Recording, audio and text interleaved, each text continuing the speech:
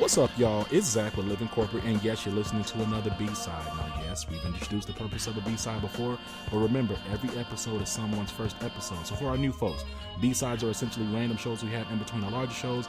These are much less structured and somehow even more lit. That's right, even more lit than our regular scheduled shows. Sound man, go ahead and drop some air horns right here.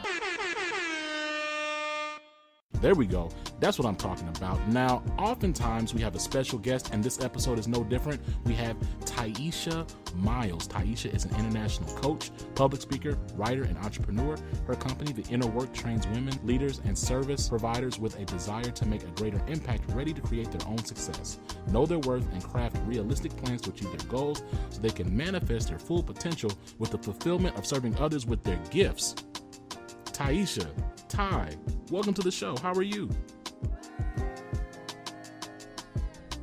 I am absolutely amazing. Thank you so much for having me speak to your tribe today. I'm really excited about this. Come on now, my tribe. I like that language.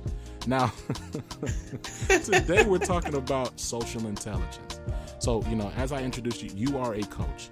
How do you, as a coach, do you leverage social intelligence? Oh my goodness. Social intelligence, it's incredible. It has such a huge impact on an individual's life. Their personal success and their professional success cannot exceed their ability to really deal with this. As a coach, I leverage it in a way to either tap into their pain or their pride to get them to their desired results. For example, this is a very easy example that I think everybody can really get. I have a client right now who desires a physical transformation. She wants to lose weight. She's tried to lose weight several times in the past. And so with this social intelligence, I tap into her pride because, I let her know you're not a quitter, you're loyal to yourself, you're competitive, and you're diligent. That's the reason why you're here talking with me after you have tried XYZ in the past. You're still at it. You still want your goal. And so I use that by knowing her, hearing her pain. I use that to help her get to her desired results. Can you talk to us a little bit about your story and how being able to effectively manage your own emotions while reading the emotions of others was so important for you? Absolutely. So a little bit about my story. I am a mother. I became a mother at the age of 16, happily married for 17 years now, have 3 incredible children. And I believe in being transparent. That's what makes me a big coach. So I'm going to be tastefully transparent here with you all today. So I like to draw a comparison because I think people can really get it. For me, I grew up in the projects. Had my first baby at 16. I was sexually abused as a child by someone I trusted, and even sexually harassed on the job. And so I'm sharing those few things to kind of share, my thinking before because of these experiences. And a lot of us in our adult life, these things are showing up, really blocking our success personally and professionally. So, for instance, before I really understood what emotional and social intelligence is and how important, that piece of the puzzle made in my life, me growing up in the projects, I had the mentality that I wasn't good enough, that I was always going to be a part of the status quo. Me being sexually abused as a child, I had the understanding that I can't trust people, even the people that are closest to me, because they're always looking out to serve themselves. Being sexually harassed at work, it made me intimidated by men in authority. Being a teenage mom, becoming a teenage mom, I was a straight A student. I became known as the sneaky smart girl, and that made me sort of overcorrect for my past mistakes, always seeking the approval of others to a fault. And so all these things show up in my adulthood. It wasn't really until about 7 years ago, I was like, okay, I can't continue to live my life like this. What am I going to do different? Of course, that showed up in different scenarios. So since taking the time to really understand and get to know myself, I've been able to first acknowledge where that mindset, that habit, that pattern of thinking came from and how it was showing up in my life. I had to acknowledge it.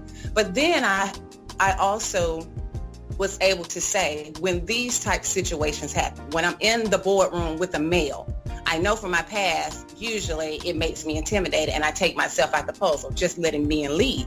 But because I'm aware of how my past responses were due to that emotion, I'm able to intellectually change. I'm able to be aware of that and change and adjust my response like in real time based off what I know about myself. And so it has literally transformed my life. It's literally transformed my life, and it's so very important. I really believe that the most neglected relationship on earth is a person's relationship with their self. We do not take the time to get to know ourselves. We become adults, we allow stuff to crowd out our lives, and we never come back to really understanding who we are. That's just so profound, right? And it's just so interesting, your point around the fact you said the biggest relationship we don't develop or pour into is the one with ourselves. Because there are people, so I'm a consultant, there's people I meet every day and I work with, I'm like, are you not aware of the way that you're behaving? Like, I'm not a psychologist, but it's like, where are you right now? Why would you do that? Why would you say that in this context, in this particular scenario? And it to me, it speaks to your point, a lack of just self-awareness. But when you say self-awareness, I think of it in a much more just intentional and deeper way. Self-awareness kind of being like, okay, where are you and where are you standing, and making sure you don't trip over something. Off the tails of what you were just speaking to, I'm thinking about genuinely understanding and knowing yourself and how valuable that is and how you interact and engage with others. So that's just so profound. I'm curious, when you talk about, your experiences and how you transitioned into being a coach and a public speaker and an entrepreneur, what are some of the biggest challenges with that, especially as a Black woman? What are some of the things that you've had to navigate and manage through? I think the biggest things for me, two big things that just stand out the most to me. One, there is a lack of unity in our community. I'm sure it affects all of us, but we really, as Black people and as Black women in a category of our own, we tear ourselves down. We tear one another down. And the second thing, we have to learn how to honor differences. These are the two biggest challenges. How to get along with someone, how to come together collectively to fulfill and achieve an overall goal, and honoring differences. We can work together, although we do not think alike. So for instance, I found that in my transition, interestingly, men allow me to come in. Male professionals allow me to come in and own my awesomeness. They allow me to come in and be the bold, vibrant, energetic Tye doing her thing whenever I work a project. Whereas I found as a Black woman, around Black women, there is this sense of heightened insecurities, or they feel threatened. I have a presence. I'm 6 feet tall, Black woman, I have short natural hair, and I'm very confident. I have to learn how to be very confident. And these things, not all women, but a lot of women, they want me to dim my light. They want to keep me in this box because they don't want me to show them up. Okay. And that's not my intention to show them up. It's because of an insecurity. I strongly believe that, as a coach, as I'm in my public speaking atmosphere, when I'm going into trainings, when I am looking to collaborate and co-create with individuals, we have to understand that we're only as strong as the weakest link. And that when you surround yourselves with strong individuals, you're pushed up as a strong individual yourself. It doesn't take away from who you are. It actually adds credibility and value to who you are, to your organization and what you're doing. And so, those are the two biggest challenges, just really navigating, how can I go in and not step on toes, but reach the goal. Use what I have and take what they have to reach a common goal. And then just understanding how to have effective communication in a way that honor the differences. We succeed and achieve what we set out to do. What advice would you give younger professionals who are trying to navigate this corporate space as it pertains to social and emotional intelligence? Oh gosh, this is so good. One, I believe, and I have found, that your dollar is in your difference. And what I mean by that, in a corporate space, it can be highly competitive. There are several people that may be doing what you're doing. And so in that, you need to master your craft. Don't just go in being okay, building your skill set to the status quo. No, go in and learn everything you can learn. Do the things that other people don't want to do. Don't always go in with the mindset of a paycheck. Go in with the mindset of how can I best use what I'm learning through a certain experience to maximize my potential. And then be authentic, be yourself. Like I said, the skill set, they can go get anyone to complete a role or to do a certain duty, to fulfill a task, but they can't get you. They can't get your personality. So the two of those alone, which to say is your dollar is in your difference. My dollar is in my difference. I define that. I determine that by mastering my craft, taking what I do seriously, and being myself. And then the second thing I would say is just really to know your worth, independent of the opinion and approval of others. Know your worth. Don't allow what other people think about you. Don't allow your title, your money, the knowledge of their money, their description of their role to make you feel any less. Know your worth, independent of anything else.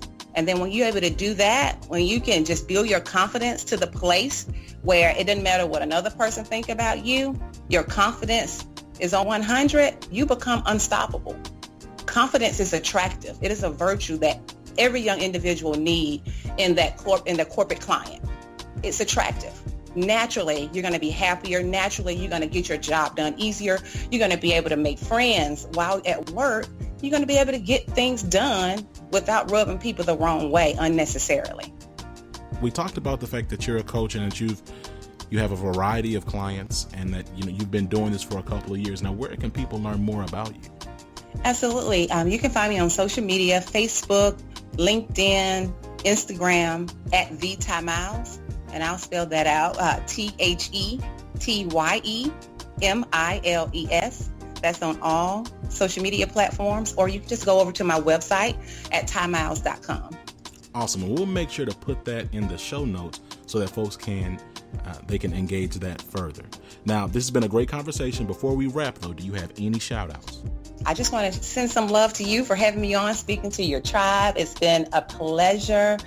To my husband, who has been absolute tremendous support through all my different phases, and to my children. So thank you again for this amazing opportunity just to share my raw thoughts. No, this has been awesome. Now, look, guys, that does it for us on Living Corporate Podcast. Make sure you follow us on Instagram at Living Corporate, Twitter at LivingCorp_pod, and subscribe to our newsletter through living-corporate.com. We also have a Patreon, so you can spare $1 a month. I know you can. I hope you can spare $1 a month to support content that explores the perspectives and experiences of Black and brown people in corporate America. Show us some love. If you have a question you'd like for us to answer and read on the show, make sure you email us at livingcorporatepodcast@gmail.com. My name is Zach. You've been listening to Tye Miles. Peace.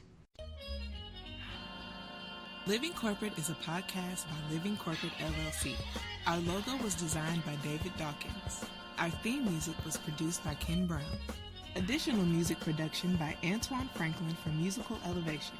Post-production is handled by Jeremy Jackson. Got a topic suggestion? Email us at livingcorporatepodcast@gmail.com. You can find us online on Twitter, Facebook, Instagram, and living-corporate.com. Thanks for listening. Stay tuned.